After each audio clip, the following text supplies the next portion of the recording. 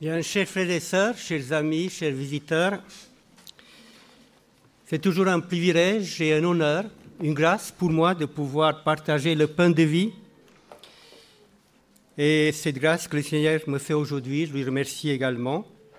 Et ce matin, c'était quelqu'un d'autre qui était prévu, Marceline. Elle n'est pas là pour des raisons, elle a dû s'absenter. Elle m'a demandé de venir, donc d'accepter pour pouvoir être devant vous. Et cet incident me permet de vous dire que le retour de Christ sera un petit peu semblable. C'est-à-dire, alors que nous attendions autre chose, des choses habituelles qui se répètent, tout à coup, il y a quelque chose d'inattendu, quelque chose que nous ne pensions pas, et voilà, c'est arrivé. Alors que nous continuons notre vie habituelle, dès le matin, on regarde le ciel, et puis le soleil brille en ce moment, pas de nuages, et chacun pense à ce qu'il pourra faire dans cette journée. Tout à coup, tout au bout, là, quelque part dans l'infini, on aperçoit quelque chose d'inhabituel. Quelque chose qu'on n'a jamais vu et quelque chose qui semble s'approcher de la terre. Quelque chose qui, d'une façon inhabituelle, le monde entier, la terre entière est en train d'avoir les yeux fixés sur le même événement. Et quelque chose qui brille au lointain, qui vient de plus en plus s'approcher de la terre, qui commence par éclipser même le soleil dans toute sa gloire, tout à coup, ceux qui l'attendent, ils se réjouissent. Mais les autres se demandent, mais qu'est-ce que c'est? Et c'est ainsi que, d'une façon inhabituelle, alors que nous continuerons à vivre nos habitudes, à faire nos occupations, tout à coup le Seigneur viendra et nous dirons, Seigneur, mais il y a encore des prophéties qui doivent s'accomplir. Il y a encore des choses qui ne se sont pas passées. Qu'est-ce qui se passe? C'est pour cela que le Seigneur nous dit d'être prêts à chaque jour parce que nous ne savons pas le moment de son retour. Ce matin, mes frères et sœurs, chers amis, j'aimerais vous parler d'un sujet qui me tient à cœur, que j'ai eu l'occasion de découvrir depuis que je suis en retraite, vous voyez. Il n'est jamais trop tard de découvrir des choses nouvelles. Et j'ai pu découvrir ce sujet qui m'a passionné. C'est un sujet qu'il faudrait vraiment revoir, reméditer, parce qu'il est essentiel. Un sujet dont on ne parle pas beaucoup, parce que je ne l'ai pas beaucoup entendu durant que j'étais pasteur moi-même. Le plan initial de Dieu en créant l'homme. Le plan initial. Quelle était la raison, l'objectif de Dieu en créant la terre et l'homme? J'ai entendu beaucoup de choses, mais je n'ai jamais réfléchi sérieusement à cela. Quel était le plan initial de Dieu en créant le couple humain? Il est important, mes frères et mes sœurs, mes amis, de connaître notre origine, de savoir l'objectif de Dieu en créant notre terre et plus spécialement la race humaine. Il est capital de découvrir la raison d'être de notre existence, de notre destinée, pour savoir comment je dois vivre sur cette terre. Ne pas savoir d'où on vient, c'est ignorer où on va, et quand on ne sait pas où on va, on arrive toujours ailleurs, c'est-à-dire nulle part. Il est important de savoir d'où je viens pour savoir où je dois aller, l'objectif de la vie. Et oublier son passé, eh bien, on ne sait pas où aller. Alors on peut imaginer dans le temps éternel, parce que le temps n'existait pas à cette époque-là, on peut imaginer dans ces cieux infinis les innombrables êtres célestes que Dieu a créés. Il y en a tellement qu'on ne sait pas. J'ai lu dans Ellen White une fois l'histoire d'Enoch. C'est passionnant. Enoch qui nous a quittés il y a quelques millénaires déjà. Et Ellen White va dans une vision visiter une planète où il y avait Enoch. Ellen White parle avec Enoch, qui était sur cette planète avec des êtres, on ne sait pas comment ils sont, il ne décrit pas. Et Ellen White demande à Enoch, mais qu'est-ce que tu fais ici? C'était une planète qui avait 7 lunes. Et Enoch lui dit, eh bien, je suis de passage avec mes frères et sœurs célestes, en attendant mes frères et sœurs de la terre qui doivent me rejoindre. Il est déjà là-bas. Enoch attend, pour lui, le temps n'existait pas.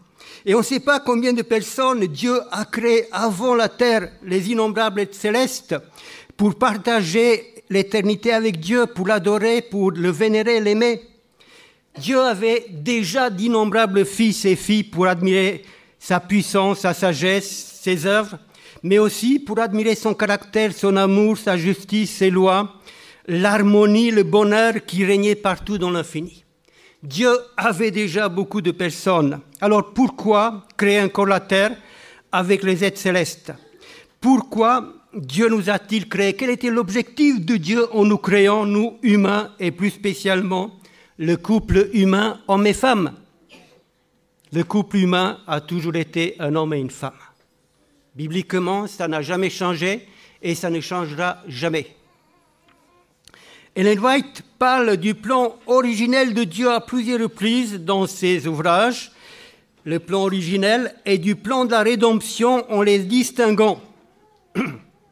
Dans le livre des méditations avec Dieu chaque jour, à la page 354, elle dit « La terre originellement remise à l'homme comme son royaume, livrée par lui entre les mains de Satan, et si longtemps détenue par cet ennemi redoutable, a été reconquise par le vaste plan de la rédemption. Tout ce qui avait été perdu par le péché est reconquis. Le plan originel de Dieu, lorsqu'il a créé la terre, est réalisé. Celui-ci est désormais la demeure éternelle des rachetés. » Dans ce passage, Ellen White fait la distinction entre le plan originel de Dieu et le plan de la rédemption. Ce sont deux plans différents.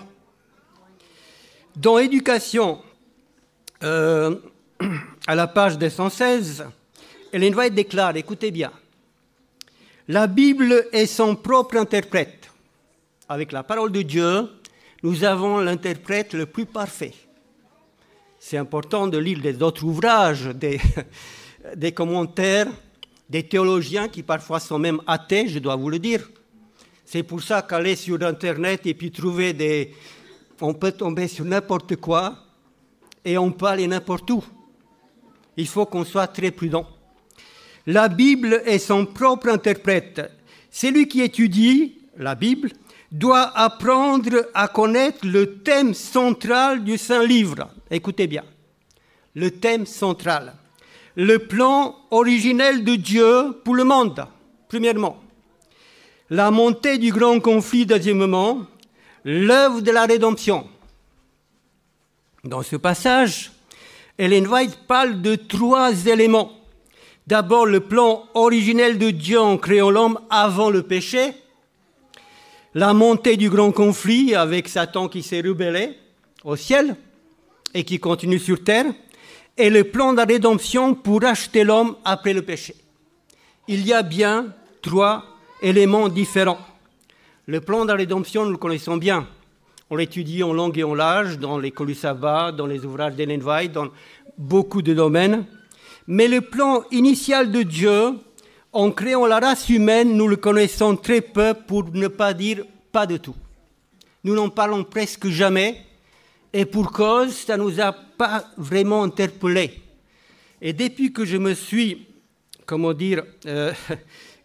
j'ai découvert ça, il y a toute ma conception qui a changé. J'ai malheureusement pas connu cela avant, je ne sais pas pourquoi. Il y a peut-être un temps pour tout, je ne sais pas. Mais c'est important de comprendre que ce que je vais vous dire ce matin est capital. La Bible nous dit pourquoi Dieu nous a créés. Ésaïe déclare que Dieu nous a créés pour sa gloire. Paul nous dit que l'homme est l'image et la gloire de Dieu. La race humaine fut créée pour la gloire de Dieu, pour glorifier Dieu, pour vivre éternellement en présence de Dieu, dans la gloire de Dieu éternelle. Mais en quoi consiste le fait de glorifier Dieu devant l'univers et les êtres célestes qui existent déjà? Jésus déclare dans Jean 15 que nous glorifions le Père céleste lorsque nous manifestons l'amour de Dieu envers Dieu et envers nos semblables. Glorifier Dieu se manifeste donc dans notre relation d'amour avec Dieu, d'amour dans le couple homme et femme, dans le foyer entre parents et enfants, à l'église, entre les frères et sœurs, et partout où je suis. Glorifier Dieu, c'est manifester cet amour que Dieu a mis dans mon cœur envers Dieu et envers tous mes semblables, partout où ils se trouvent. La Bible révèle en partie pourquoi nous avons été créés, notre raison d'exister, même s'il y a peu de passages qui en parlent. Il y a un passage qui vous a été lu tout à l'heure, dans Romains 8, verset 29, que, si vous voulez bien reprendre avec moi, et qui nous dit notre raison d'exister, d'avoir été créé. Dans Romains 8, verset 29, la Bible parle de nous, des croyants, de nous qui sommes assis là ce matin et qui avons accepté déjà le plan que Dieu nous propose. Dans Romains 8, verset 29, il est dit que ce que Dieu a connu d'avance, il n'y a pas de prédestination, il y a une préconnaissance. Ce que Dieu a connu d'avance, il les a aussi prédestinés. À quoi avons-nous été prédestinés? À être semblables à l'image de son Fils, afin qu'il fût le premier-né, etc. Nous avons été, mes frères et sœurs, prédestinés à ressembler à l'image de Jésus-Christ. En grec, c'est le mot symorphos, être semblable, similaire, conforme à Jésus-Christ, à être configuré, devenir conforme, reproduire l'image de Jésus-Christ, le caractère de Jésus-Christ. Nous avons été prédestinés. Nous n'avons pas le choix. Du moment que j'ai accepté Jésus-Christ, que j'ai accepté de vivre avec Jésus-Christ, j'ai accepté que Dieu, en Jésus-Christ, par la puissance du Saint-Esprit, me rend conforme à Jésus-Christ. C'est simple. Il n'y a pas d'ambiguïté possible. J'ai été prédestiné à ça, je n'ai pas le choix. Si j'ai accepté Jésus-Christ, j'ai accepté que Jésus, par la puissance du Saint-Esprit, me rend conforme, me transforme mon caractère à lui ressembler de plus en plus. Dans Éphésiens 1, s'il vous plaît, versets 4 et 5, c'est un autre passage très similaire. Éphésiens 1, versets 4 et 5, en Christ, toujours en Jésus-Christ, parce qu'en dehors de Jésus-Christ, mes frères et sœurs, il n'y a rien. Il n'y a que l'illusion de ceux qui croient, mais il n'y a rien. En Christ, Dieu nous a élus avant la fondation du monde. De la même façon que nous avons été prédestinés avant la fondation du monde à être semblables à Jésus-Christ, en Christ, Dieu nous a élus avant la fondation du monde pour que nous soyons saints, irrépréhensibles devant lui, nous ayons prédestinés dans son amour à être ses enfants d'adoption par Jésus-Christ. Avant la fondation du monde, Dieu nous a déjà élus comme enfants pour que nous soyons saints et sans reproche, c'est-à-dire que nous soyons semblables à Jésus-Christ. Les textes sont sans ambiguïté, mes frères et sœurs. Le plan de la rédemption concerne Dieu et l'humanité. Le plan de la rédemption concerne Dieu. Concernant Dieu, cela veut dire le rétablissement de la justice et de l'amour et du caractère de Dieu. Parce que la justice, l'amour et le caractère de Dieu ont été salis par la révolte de Satan. Et le plan de la rédemption doit rétablir la justice de Dieu, l'amour de Dieu et le caractère de Dieu. Mais concernant l'humanité, ce même plan de la rédemption, ça veut dire qu'il doit faire le rachat et le salut de l'homme avec le changement de mon caractère pour ressembler à Jésus-Christ. Le rachat, c'est le plan de la rédemption, ce n'est pas seulement le rachat, c'est aussi le changement de mon caractère pour ressembler à Jésus-Christ. Ça fait partie de ce même projet de Dieu. Mais à l'origine, avant le plan de la rédemption, Dieu avait un autre projet pour nous, mes frères et sœurs. C'est ce projet initial de Dieu qui nous permet de mieux comprendre notre raison d'exister et de vivre sur cette terre en tant que race humaine, créée à l'image de Dieu, en tant que couple et famille et Église. Paul nous a dit qu'à l'origine, nous avons été destinés à devenir semblables, conformes, similaires à l'image, au caractère de Jésus-Christ. Alors pourquoi, pour qui Dieu avait-il besoin de créer les êtres humains pour refléter, représenter, révéler son caractère? Dans Éphésiens 3, nous avons un autre passage qui nous parle clairement, versets 8 à 10. Et là, c'est l'Église qui est concernée, c'est-à-dire nous qui sommes là, mes frères et sœurs. Ce passage nous parle à nous ce matin. Dans Éphésiens 3, versets 8 à 11, Paul parle de la richesse insondable de Christ. La richesse insondable de Christ, de mettre en lumière pour tous, de mettre en lumière la richesse insondable de Christ, la réalisation du mystère caché de tout temps en Dieu, le Créateur de tous, afin que, lisez bien avec moi, afin que la sagesse de Dieu, dans sa grande diversité, soit maintenant portée par qui? Par l'Église.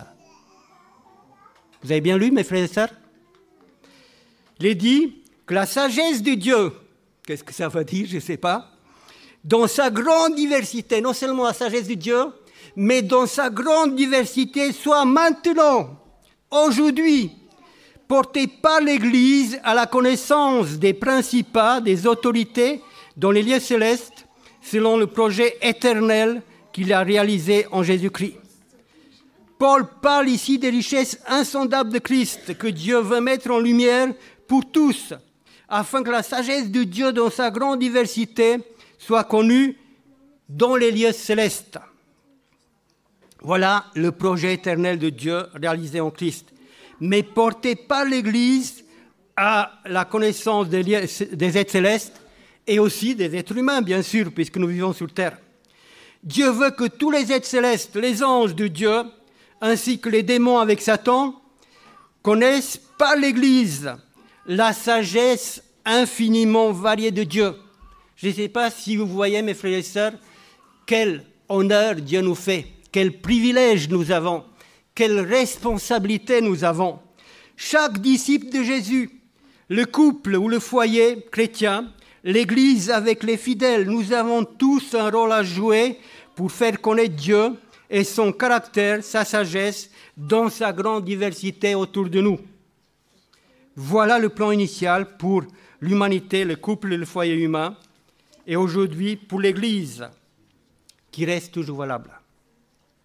Ellen White dit dans Patriarche, à la page 10 et 11, elle déclare « Le Fils unique de Dieu n'est qu'un avec le Père éternel, un par nature, un par son caractère, un dans ses desseins.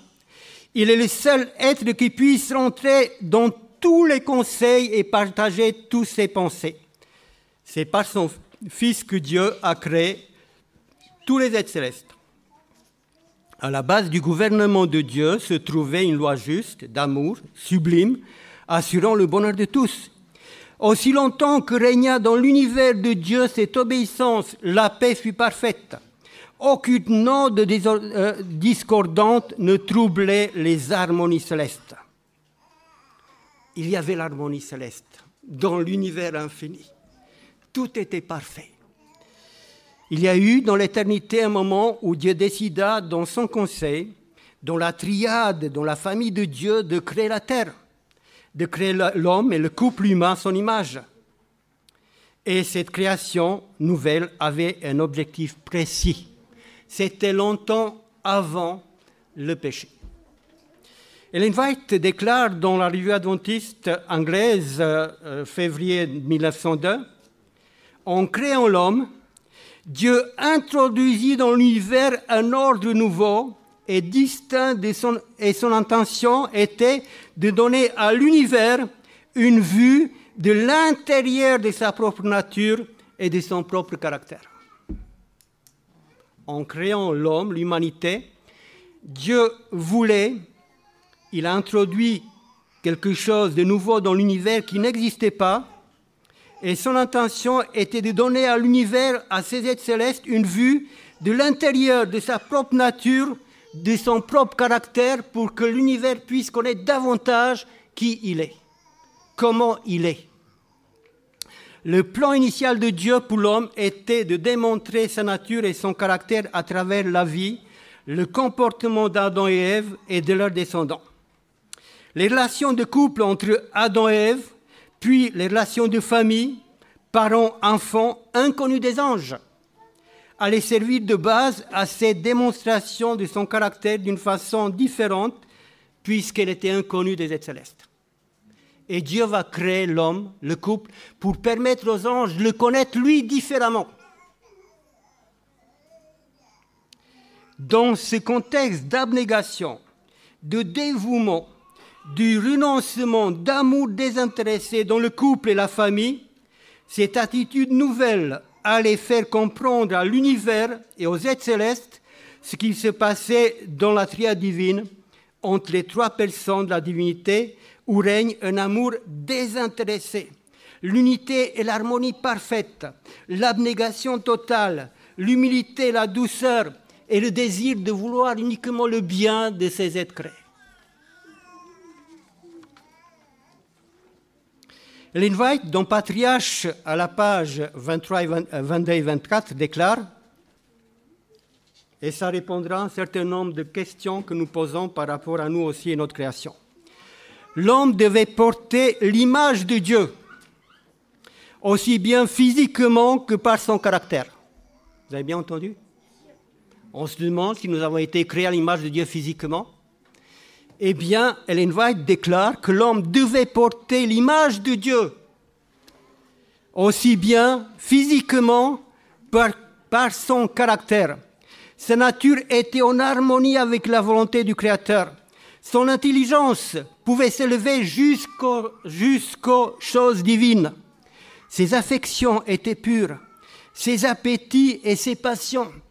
Il n'y a aucun mal d'avoir des appétits et des passions, étaient sous l'ascendant de la raison.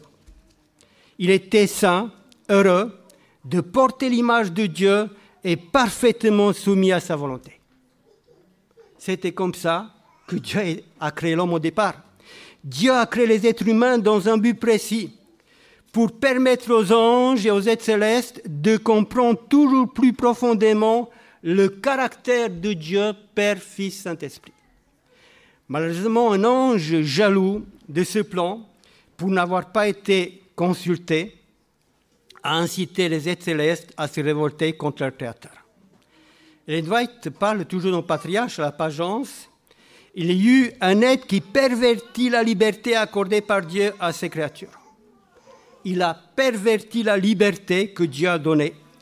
Le péché naquit dans le cœur d'un ange auquel, après Jésus-Christ, le Père éternel avait conféré le plus d'honneur et de gloire. Ainsi, avant même sa création, l'homme qui allait servir de démonstration au caractère de Dieu se trouva déjà pris dans la lutte entre le bien et le mal. Quelque chose que Dieu n'a pas souhaité. L'homme avait désormais une énorme responsabilité. Merci.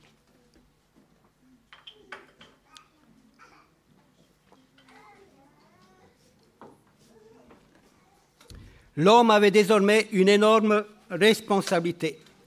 Il devait refléter par sa vie le caractère de Dieu et démontrer qu'on peut aimer Dieu pour lui-même, gratuitement, d'une manière désintéressée, et montrer que Dieu a raison et que Satan a tort.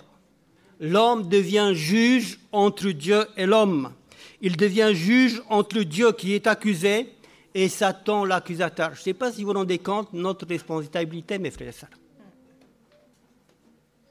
Et pendant les 1000 ans, nous aurons beaucoup de choses à revoir par rapport à ce jugement, justement, qui est là pour justifier Dieu, qu'il a toujours été juste et amour. Il y aura bien des choses que nous allons découvrir. Satan accuse Dieu et lui dit, tu crois que Job, tu crois que Abraham, Pierre, Paul t'aiment pour toi-même? Mais tu te trompes. Il t'aime pour les biens que tu lui donnes, la vie, la sécurité. Satan accuse l'Église, c'est-à-dire chacun d'entre nous ce matin. Il dit, tu crois qu'un tel dans l'Église, il t'aime? Tu te trompes, Dieu.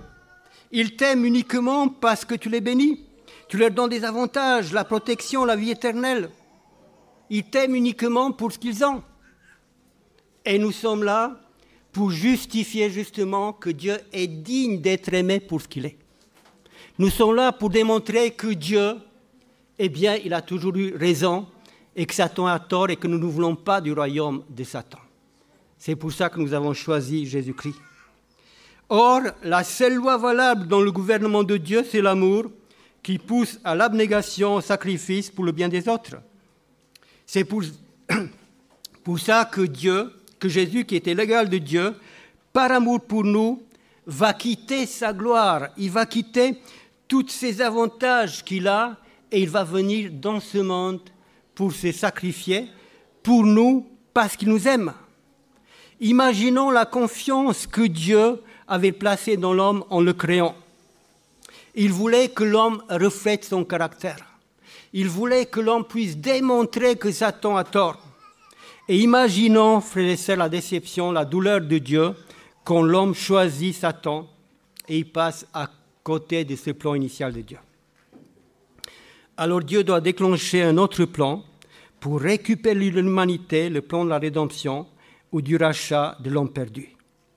Et il va devoir payer le prix fort, le prix infini, le prix de son Fils unique. Ce plan a coûté énormément Dieu. Mais malgré le péché de l'homme, le plan initial de Dieu pour l'humanité est incomparable aujourd'hui pour l'Église de Dieu. Nous trouvons cela dans le psaume 33, verset 11.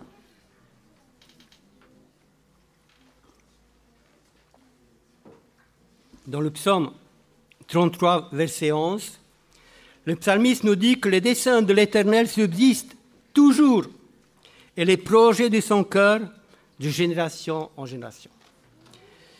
Donc Dieu, quand il fait des projets, ce n'est pas quelque chose qui s'arrête parce que le péché est là.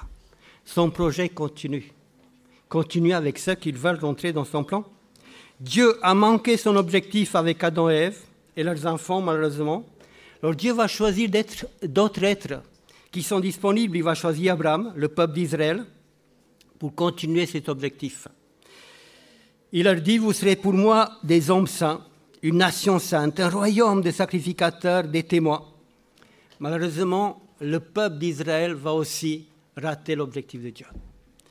Alors, Jésus va venir pour révéler le défi, pour révéler le caractère du Père devant l'univers infini, pour racheter la race perdue et atteindre l'objectif de Dieu. Jésus est le seul qui a réussi. Après Jésus, Dieu poursuit son objectif avec son Église. Et c'est là que nous sommes de nouveau concernés, mes frères et sœurs. Dieu poursuit son objectif avec nous, qui sommes là. Dans 1 Corinthiens 4, verset 9, il y a un passage merveilleux et qui nous dit justement où nous en sommes aujourd'hui.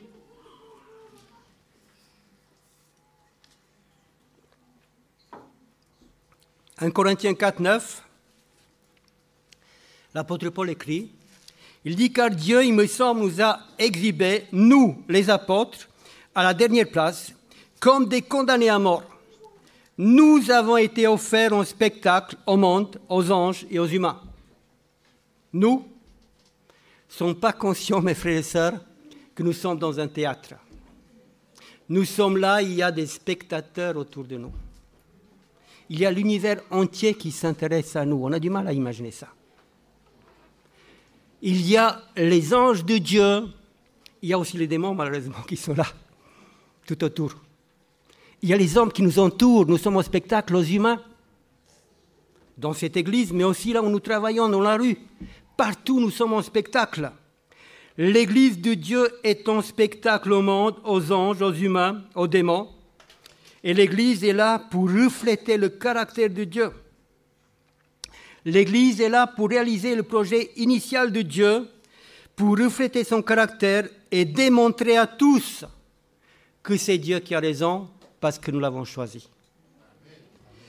Et c'est cela qui va attirer avant tout les incroyants à Dieu, aussi étonnant que cela puisse être.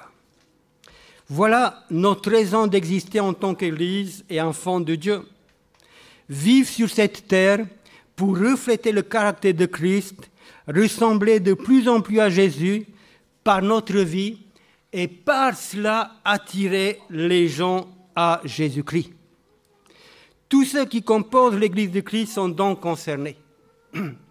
Que je sois célibataire, que je sois divorcé, que je sois en couple, que j'ai un foyer ou pas, que j'ai des enfants ou pas, du moment que je fais partie de l'Église de Christ, je suis concerné par ce plan initial de Dieu. Je suis concerné. Personne n'a des excuses pour dire « moi, je ne peux pas être concerné ». Quand est-ce que Dieu va enfin réaliser ce projet initial? Paul affirme, et c'est une promesse, que Jésus va faire paraître devant lui cette Église glorieuse, sans tache, ni ride, mais sainte et sans défaut. S'il n'y avait pas ces promesses, mes frères et sœurs, je vous avoue qu'en me regardant, je n'ai pas d'espoir. Mais quand je regarde les promesses de Dieu, je me dis que s'il a promis, s'il y a une prophétie là-dessus, c'est qu'il va le faire. Ce texte de Paul est une prophétie, une promesse. Et ça veut dire que quand Jésus reviendra, par la puissance du Saint-Esprit, il va réaliser dans ceux qui veulent ce qu'il a défini au moment de son retour. Et c'est une condition même pour son retour. Jean précise qu'au retour de Christ, nous serons semblables à lui parce que nous le verrons tel qu'il est. Je ne sais pas ce que ça veut dire, mais je le saurai. Dans 2 Thessaloniciens 1, on va lire ce passage, versets 7 et 10. Là, l'apôtre Paul nous parle de Jésus-Christ. Jésus est là, mes frères et sœurs. Il est là dans sa gloire. Il est là, il vient. Et nous, son Église, nous sommes là aussi, prêts à monter avec lui dans les cieux. Comment est-ce que nous serons à ce moment-là?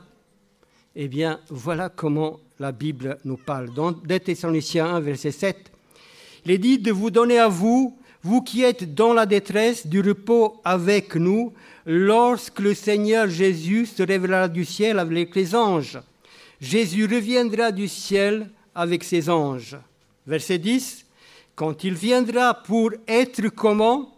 Glorifié dans ses saints et reconnu avec étonnement dans tous ceux qui auront cru.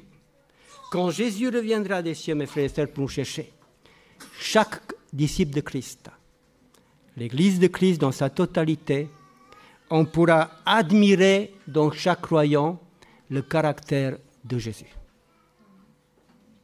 On reconnaîtra en Jésus le caractère. De la même façon qu'on a reconnu quand les premiers disciples étaient là, pour dire qu'ils étaient avec Christ, on les appelait Christianos. De la même façon, on reconnaîtra qu'on était avec Christ, qu'on est avec Jésus. Notre caractère reflètera celui de Jésus-Christ. Et ça attirera à Jésus des masses. Dans les paraboles de Jésus, à la page 51, il va être écrit, j'aimerais que vous puissiez bien écouter attentivement ces paroles, c'est une prophétie. Lorsque son caractère sera parfaitement reproduit dans ses disciples, lorsque le caractère de Jésus sera parfaitement reproduit dans ses disciples, Jésus reviendra pour les réclamer comme sa propriété. Lorsque le caractère de Jésus, par la puissance du Saint-Esprit, sera reproduit dans les disciples, dans son Église, dans chaque croyant, dans chaque disciple, Jésus reviendra pour nous réclamer comme sa propriété exclusive. D'après les prophéties bibliques, l'Odyssée, c'est la 7e et dernière église sur terre. Il n'y a pas de 8e église, mes frères et sœurs. Pendant des siècles, il y a eu des églises, il y a eu des réformes, il y a eu des personnes qui n'étaient pas contentes et qui sont parties d'une église à l'autre pour réformer. C'était le plan de Dieu. Jusqu'à la 7e église. la dernière. D'après la Bible, il n'y aura pas une ultime Église. D'après la Bible, l'Église adventiste est la seule qui correspond aux critères bibliques de la dernière Église. L'époque, 19e siècle, après les 2300 soirées matin, avec la purification du sanctuaire. Et puis les critères, ils gardent les commandements de Dieu, y compris le 4e, avec le repos du 7e jour, et le témoignage de Christ, qui est l'esprit de la prophétie, avec Ellen White. Nous sommes la seule Église qui correspond aux critères parfaitement de ce que Dieu a voulu. L'Église adventiste a été organisée en 1863, il y aura bientôt 160 ans. Nous sommes actuellement 21 millions de membres dans le monde. À chaque minute qui passe, il y a un nouveau baptisé dans l'Église adventiste. Environ 1 million par an. Cependant, malheureusement, parallèlement, en 50 ans, les 50 dernières années environ, quand j'ai lu ça, je suis tombé assommé. Il y a eu environ 14 millions de personnes qui ont quitté l'Église. Sur 10 baptêmes, il y en a 4-5 malheureusement qui quittent l'Église, plus ou moins vite. 1 million de baptêmes par an actuellement. D'ici 100 ans, nous serons peut-être 100 millions, 150 millions, que sais-je. Et je ne sais pas combien de temps ça va durer encore. Supposons, mes frères et sœurs, que nous rentrons dans le plan de Dieu. Qu'est-ce qui va arriver? J'aimerais que vous écoutiez bien maintenant. Ce que je vais vous dire là, ce n'est pas de l'utopie, ce n'est pas du rêve, c'est ce que Ellen White a dit. Supposons qu'avec les mêmes personnes, les mêmes efforts que nous faisons, parce qu'il ne s'agit pas de ne plus rien faire et de prier pour que ça pousse sans planter, les mêmes efforts que nous faisons maintenant, avec les mêmes dons que Dieu nous a donnés. Supposons qu'avec les mêmes efforts, nous acceptons le plan de Dieu. Ellen White le dit dans Testimony volume 9, page 189. Si nous voulions nous humilier devant Dieu, c'est le côté le plus dur. Si nous voulions nous humilier devant Dieu, et si nous étions aimables, courtois, sensibles et compatissants, ce n'est pas grand-chose apparemment, c'est tout un projet de vie. Si nous voulions nous humilier devant Dieu, et si nous étions aimables, courtois, sensibles et compatissants, il y aurait 100 conversions à la vérité là où il n'y en a qu'une. Est-ce que vous avez bien entendu? Est-ce que nous avons bien entendu ce que je viens de lire? Ce n'est pas moi qui le dis, c'est Ellen White. Si nous voulions nous humilier devant Dieu, si nous étions aimables, courtois, sensibles et compatissants, il y aurait 100 conversions à la vérité là où il n'y aurait qu'une. En regardant sur moi, sur l'Église actuelle, mes frères et sœurs, je ne sais pas ce qui va se passer. Au stade actuel, après 160 ans, nous sommes 21 millions de membres, avec 1 million de baptêmes par an. Nous allons peut-être continuer à tourner dans le désert. En acceptant le projet de Dieu, en nous humiliant pour demander à Dieu de nous remplir de son esprit, nous rendre aimables, courtois, sensibles et compatissants, autrement dit, de reproduire le caractère de Christ en nous, une année après, nous serions 100 millions.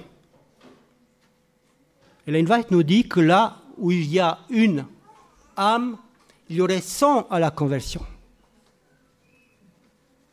Mes frères et sœurs, je crois que Dieu va finir son œuvre d'une façon inattendue.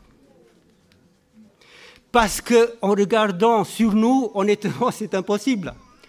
Si on continue comme ça, dans 100 ans, nous serons 100 millions, 150, peut-être 200, sur 9 milliards de personnes. C'est-à-dire pas grand-chose, honnêtement. Et combien de siècles encore faudrait-il que ça dure? Je ne sais pas.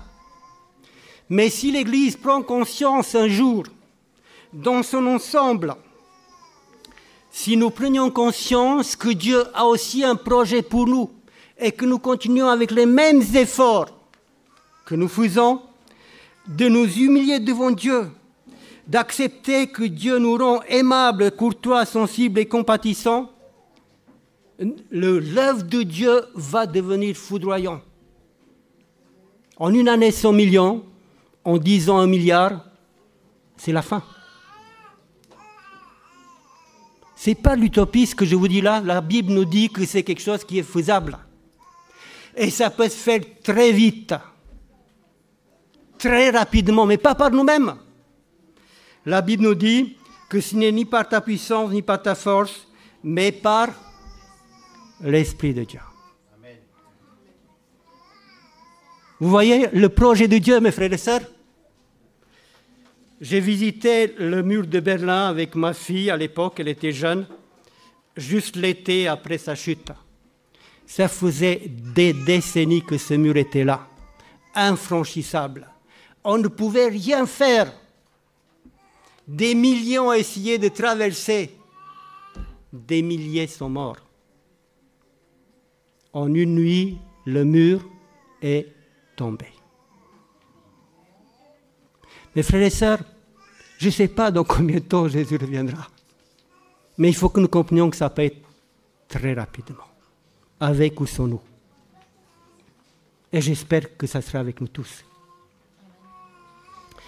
Comment Dieu va-t-il réaliser ce projet? Vous connaissez le texte par cœur comme moi dans 2 Corinthiens 3, 18. Vous le connaissez bien.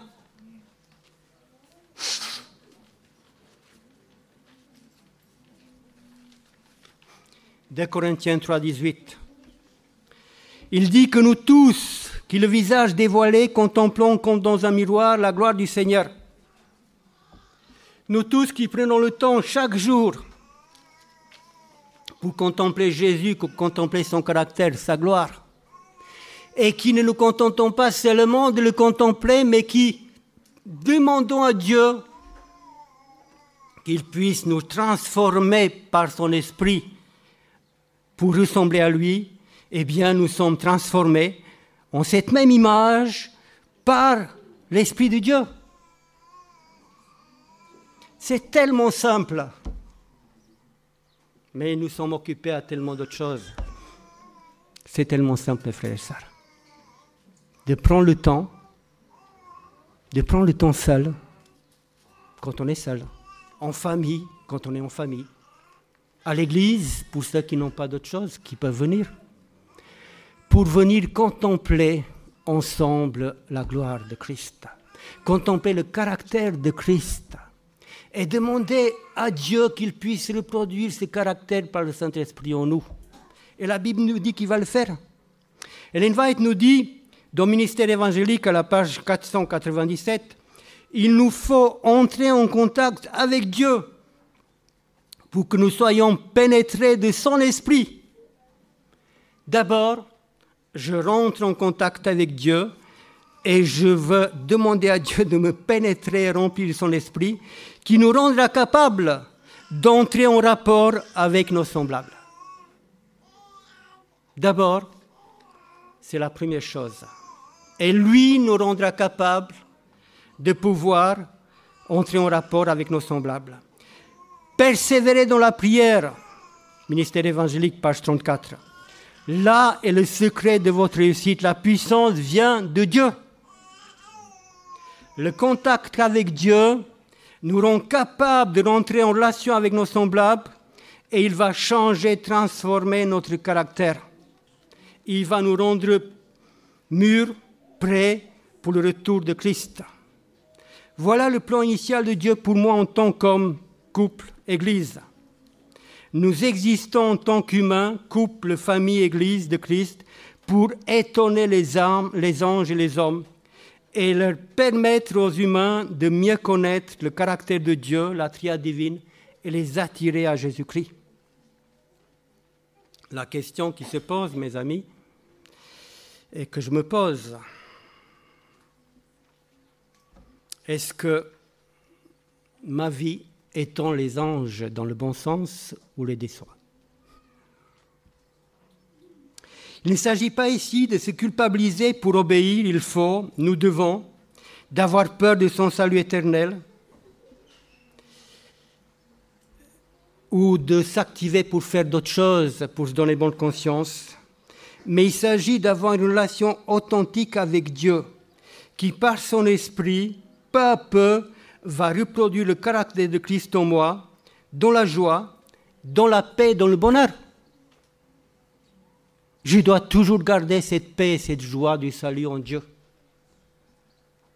Pour tous ceux qui ont voulu commencer par la nouvelle naissance avec Dieu. Parce que Dieu ne peut pas reproduire en nous cela si nous ne sommes pas nés de nouveau.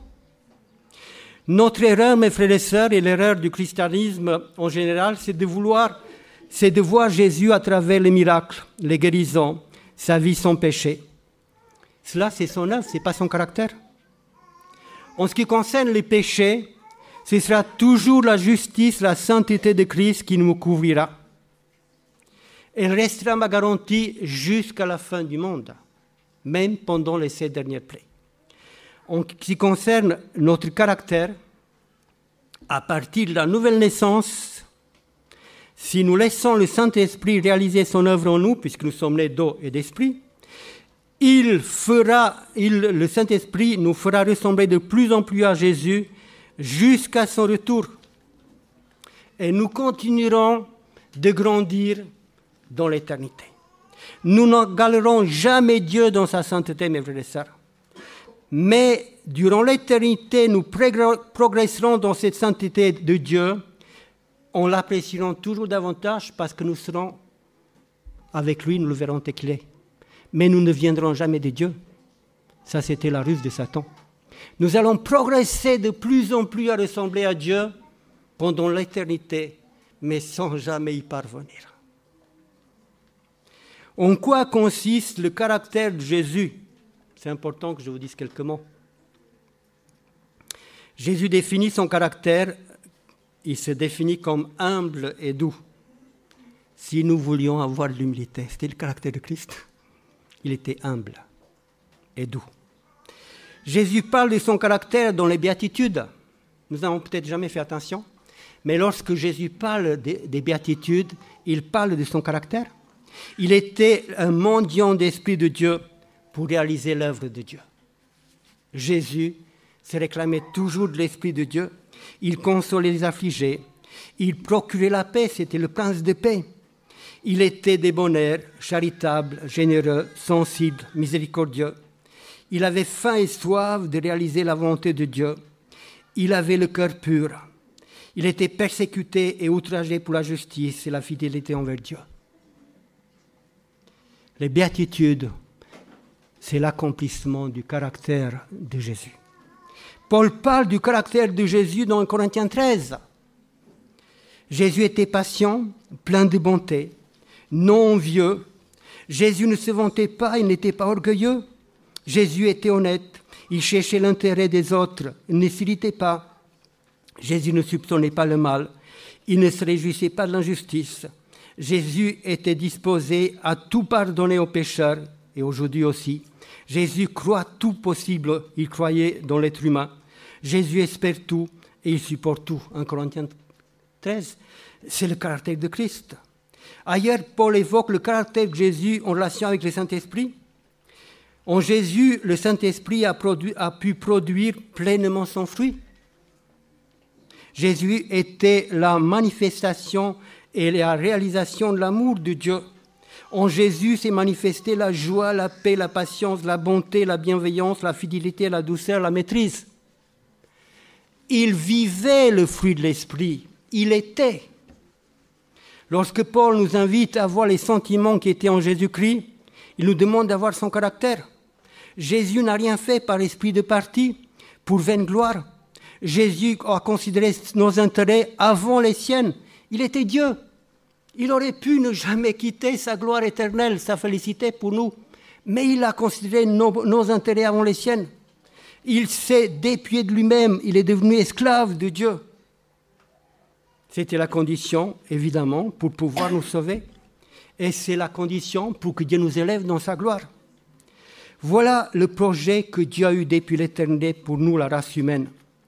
c'est de lui ressembler de plus en plus et de refléter son caractère.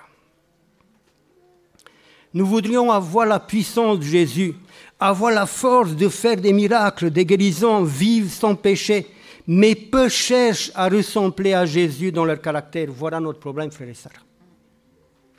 Nous voulons la puissance. Nous voulons avoir ça pour faire. Heureusement qu'on ne l'a pas. On foudroierait plus d'un. Très vite. Seigneur, tu permets? Le feu va descendre. Tu vois comme il te méprise? Heureusement que Dieu n'exauce pas parce qu'on ne sait pas de quel esprit nous sommes animés. Mais nous cherchons peu son caractère. C'était la faute de Lucifer. Lucifer voulait la gloire de Dieu. Il voulait avoir la puissance de Dieu, mais pas son caractère. Et c'est ce que nous voulons aussi. Ellen White, dont pour mieux connaître Jésus-Christ, à la page 47 et 51, déclare, je pense que vous avez lu cet ouvrage, elle dit notre mission en tant que croyants sur cette terre est de restaurer l'image de Dieu en l'homme.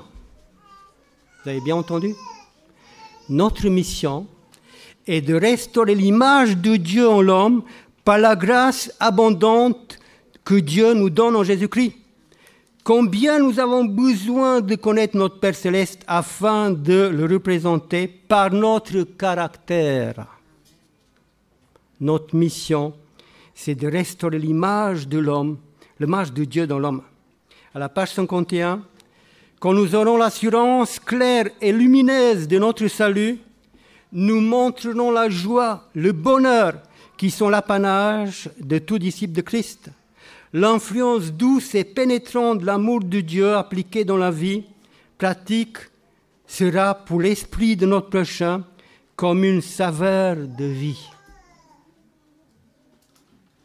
Quand nous aurons l'assurance claire et lumineuse de notre salut, la joie et le bonheur vont nous accompagner. Et cette nouvelle vie, de cet amour de Dieu qui sera appliqué dans ma vie, sera pour l'esprit du prochain comme un saveur de vie. Ça va les attirer à Jésus-Christ. Il y a bien longtemps, quelque part en Chine, dans un village perdu, il y a un missionnaire qui arrive. Et ce missionnaire commence à parler de Jésus. Il parle de son amour, de sa passion, de sa compassion, de son humilité, de sa douceur, de son pardon, de son dévouement pour les autres. Il parle du caractère de Christ à travers les évangiles. Et pendant qu'il parlait, un vieillard se lève et dit « Je connais cet homme ». Le missionnaire était tout à coup surpris. Comment peux-tu le connaître? Jésus n'est jamais venu ici dans ce village. Il est mort, il est resté, il n'est plus sur la terre. Et cet vieillard dit, je connais cet homme. Sa tombe est encore dans notre village parmi nous. Et alors, le missionnaire curieux dit, écoute, je vais bien voir cette tombe, ça m'intéresse. Et ce vieillard amène ce missionnaire sur une tombe d'un autre missionnaire qui était venu quelques décennies avant lui et qui a prêché et qui a vécu Jésus-Christ en pratique. Et tout ce que ce missionnaire parlait de Jésus-Christ, ce missionnaire vieux qui est mort, il l'a réalisé. Son caractère était celui de Jésus-Christ. Et il a fait beaucoup de bien à ce village. Et le vieillard, c'était le seul qui était encore rescapé de cette époque. Je connais cet homme. Si nous voulions nous humilier devant Dieu, si nous étions aimables, courtois, sensibles et compatissants, il y aurait 100 conversions à la vérité là où il n'y en a qu'une. C'est une promesse, mes frères et sœurs. Lorsque le caractère de Christ sera parfaitement reproduit dans ses disciples, en nous, Jésus reviendra pour nous réclamer comme sa propriété. Puisse Dieu réaliser cela en nous, le réaliser vite, parce que nous avons hâte de voir Jésus-Christ. Amen.